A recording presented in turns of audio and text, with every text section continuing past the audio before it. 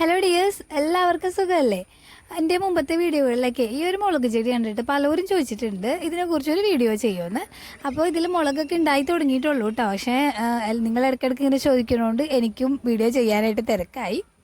അപ്പോൾ ഏതായാലും ഇത് നമ്മൾ എല്ലാവർക്കും അറിയണ പോലെ തന്നെ സ്ഥലമൊക്കെ കുറവുള്ളവർക്ക് നമ്മൾ ഫ്ലാറ്റിലൊക്കെ താമസിക്കുകയാണെങ്കിലോ ബാൽക്കണിയിലൊക്കെ സെറ്റ് ചെയ്യാനൊക്കെ നല്ലൊരു മാർഗ്ഗമാണ്. നമുക്ക് ഒരുപാട് ചെടികൾ ഒരുമിച്ച് വളർത്തിയെടുക്കാൻ പറ്റും. അപ്പോൾ ഇതിന് ഒരുപാട് ഗുണങ്ങളുണ്ട്, അതുപോലെ തന്നെ കുറച്ച് ദോഷങ്ങളുണ്ട്. അതൊക്കെ വഴിയേ പറയാം. അപ്പോൾ ഇത് നമ്മൾ ഇൻവേർട്ടഡ് രീതിയിൽ നടുകയാണെന്ന് പറഞ്ഞല്ലോ. അപ്പോൾ ഞാനിപ്പോൾ മുളകാണ് ചെയ്തിട്ടുള്ളത്. മുളക് മാത്രമല്ല, തക്കാളി, വെണ്ട, അതുപോലുള്ള ഒട്ടുമിക്ക പച്ചക്കറികളൊക്കെ നമുക്കിതുപോലെ വളർത്തിയെടുക്കാം. കുറച്ച് കാര്യങ്ങൾ ശ്രദ്ധിക്കാനുണ്ട് കേട്ടോ. അപ്പോൾ ആ കാര്യങ്ങളിലേക്കൊക്കെ പോണേ മുമ്പായിട്ട് നമുക്ക് ഇതെങ്ങനെയാണ് നട്ടെടുക്കണേന്ന് നോക്കാം. അപ്പോൾ അറിയാത്തവരുണ്ടെങ്കിൽ അവർക്കും കൂടിയും യൂസ്ഫുൾ ആയിക്കോട്ടെ അല്ലേ. അപ്പോൾ ആദ്യം തന്നെ ഞാനൊരു കുപ്പി എടുത്തിട്ടുണ്ട്. നമ്മൾ ആദ്യം തന്നെ കുപ്പി സെലക്ട് ചെയ്യുമ്പോൾ ശ്രദ്ധിക്കണം കേട്ടോ. തീരെ ചെറിയ കുപ്പി എടുത്താലും അതിനനുസരിച്ചുള്ള മണ്ണും വളങ്ങളും മാത്രമേ നമുക്ക് ആ ചെടിക്ക് കൊടുക്കാൻ പറ്റുള്ളൂ. അപ്പോൾ മുളക് ചെടി എന്നൊക്കെ പറയുമ്പോൾ നമ്മൾ കൊടുക്കുന്ന വളത്തിനനുസരിച്ചാണല്ലോ അതിൻ്റെ വലിപ്പം വരിക. അപ്പോൾ അതുകൊണ്ട് ഞാൻ തീരെ ചെറിയ 1 ലിറ്ററിൻ്റെ കുപ്പിയൊന്നും എടുത്തില്ല.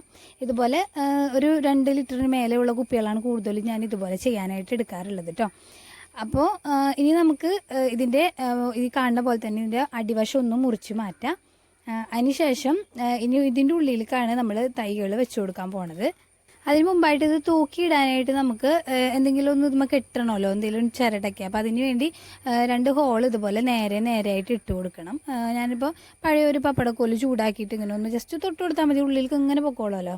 പെട്ടെന്ന് തന്നെ ഒരു ഹോൾ ഇട്ടെടുക്കുക. അതുപോലെ തന്നെ ഒരു നൂല് ഇതുപോലെ കെട്ടിട്ടിട്ട് അതിൽ കൂടി കോർത്തെടുക്കുന്നുണ്ട്. അപ്പോൾ ചിരട്ടൊക്കെ എടുക്കുമ്പോൾ നല്ല കട്ടിയുള്ളത് എടുക്കാം കേട്ടോ. പ്ലാസ്റ്റിക്കിൻ്റെ എടുക്കുകയാണെങ്കിൽ അത്രയ്ക്കും നല്ലത്. ഇതിപ്പോൾ അല്ലെങ്കിൽ പിന്നെ നനയണ സ്ഥലത്തൊക്കെ ആണെങ്കിൽ ഇതുപോലുള്ള നൂലൊക്കെ ആണെങ്കിൽ മഴക്കാലമൊക്കെ ആകുമ്പോൾ പെട്ടെന്ന് പൊട്ടി വീഴും. അപ്പോൾ ആ ഒരു കാര്യം ശ്രദ്ധിക്കാം. അപ്പോൾ ഈ കാണുന്ന പോലെ തന്നെ നമുക്കതൊന്ന് കോർത്ത് കെട്ടിയെടുക്കാം. അപ്പോൾ അങ്ങനെ സംഭവം റെഡി ആയിട്ടുണ്ട്. ഇനി നമുക്ക് ഇതിലേക്ക് ചെടി വെച്ച് കൊടുക്കാം. അപ്പോൾ അതിനുവേണ്ടി പഴയൊരു തുണി കഷ്ണം വേണം കേട്ടോ. ഇതുപോലെ എന്തെങ്കിലും എന്നൊക്കെ കീറിയെടുക്കുക. ആരും എടുക്കണം, മുണ്ടൊന്നും കീറിക്കൊണ്ടിരുത് കേട്ടോ.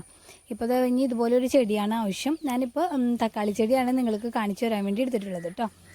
അപ്പോൾ നമുക്ക് ഇനി എങ്ങനെയാണ് നടണേന്ന് നോക്കാം അല്ലേ. അപ്പോൾ ഇതിൻ്റെ വേരൊക്കെ നല്ല പൊട്ടി പോവാത്ത രീതിയിൽ നല്ല സൂക്ഷിച്ച് പറിച്ചെടുത്തിട്ടുണ്ട്. ഇനി കണ്ടില്ലേ, ഇതുപോലെ നമ്മൾ അതിൽ വെച്ചിട്ടൊന്ന് തുമ്പ് ഇങ്ങനെ ഒന്ന് കോൺ പോലെ ആക്കിയിട്ടൊന്ന് ചുറ്റിയെടുക്കണം. അത് മാത്രമല്ല, പിറകുവശം ഒരുപാട് ടൈറ്റായി പോകരുത്. നല്ല വിസ്താരത്തിൽ അത് തുറന്നിരിക്കണം കേട്ടോ. അതിൻ്റെ ഉള്ളിലേക്ക് നമുക്ക് മണ്ണ് നിറക്കാനുള്ളതാണ്. അല്ലെങ്കിൽ പിന്നെ തുണി അടഞ്ഞിരുന്നിട്ട് മണ്ണും ചെടിയുടെ വേരും തമ്മിൽ ഒരു ബന്ധമില്ലാണ്ടായി പോവും. എന്നിട്ട് ഈ കാണുന്ന പോലെ സൂക്ഷിച്ച് ഇതിൻ്റെ ഉള്ളിൽ കൂടി ഇങ്ങനെ ഒന്ന് കടത്തി വെക്കാം. അപ്പോൾ ഈ സമയത്ത് വേരും ഇലകളൊന്നും പൊട്ടിപ്പോകാതെ ശ്രദ്ധിക്കണം കേട്ടോ. ഇപ്പോൾ കണ്ടില്ലേ, ഇതിൻ്റെ ആ ഒരു തുണി വന്നിട്ട് ഇങ്ങനെ അതിൻ്റെ വായ്ഭാഗം അടഞ്ഞിരുന്നോളും. അപ്പോഴും ശ്രദ്ധിക്കാം കേട്ടോ, ചെടി അവിടെ ലൂസായിട്ട് ഊരിപ്പോരുന്നുണ്ടോ എന്ന് ശ്രദ്ധിക്കണം. അതിൽ ഉണ്ടെന്നുണ്ടെങ്കിൽ നമ്മൾ എടുത്തിട്ട് വീണ്ടും തുണി നല്ലൊരു രീതിയിൽ ഒന്നും കൂടി വിടർത്തി വെച്ചിട്ട് വേണം ചെടി ഒന്ന് വെച്ച് കൊടുക്കാനായിട്ട്. ഇനിയിപ്പോൾ കണ്ടില്ലേ, തുറന്ന് വെച്ചപ്പോൾ അതിൻ്റെ വേര് നമുക്ക് കാണാൻ പറ്റുന്നുണ്ട്. അവിടെ നിന്ന് മുതൽ വേണം നമ്മൾ പോട്ടി മിക്സ് നിറച്ച് കൊടുക്കാനായിട്ട്.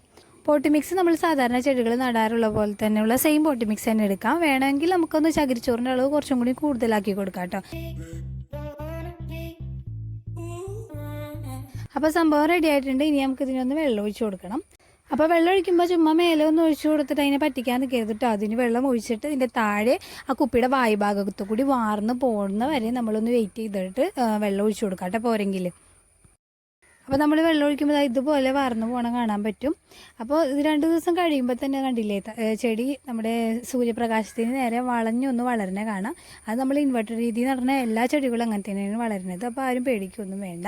നമ്മൾ ഇപ്പോൾ വലുതായി നിൽക്കുന്ന മുളക് ചെടിയൊക്കെ അതുപോലെ തന്നെയായിരുന്നു കേട്ടോ. അത് നോക്കിയാൽ കാണാൻ പറ്റും. ഈ വളഞ്ഞ് നിൽക്കുന്ന ഭാഗമാണ് നമ്മൾ ആദ്യം നട്ടിട്ടുള്ള ചെടി എന്ന് പറയുന്നത്.